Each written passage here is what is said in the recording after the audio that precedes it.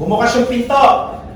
Kita mo si Rocco. Binaba yung pera, tinago, lapit, Rocco. Gia.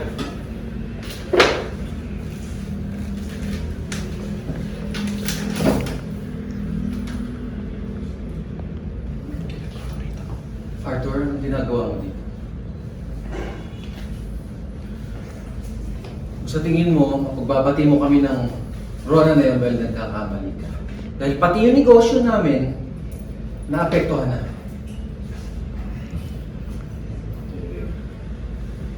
Paano naman yung gusot natin? Hindi pa pwede maayos yun. Ninang. Reaction, reaction. Standby Rocco, pahawak lang ulit. Close up ng kamay ko doon. 5, 4, 3, 2. Action. Reaction.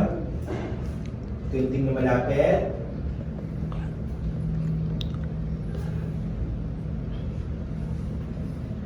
Anytime.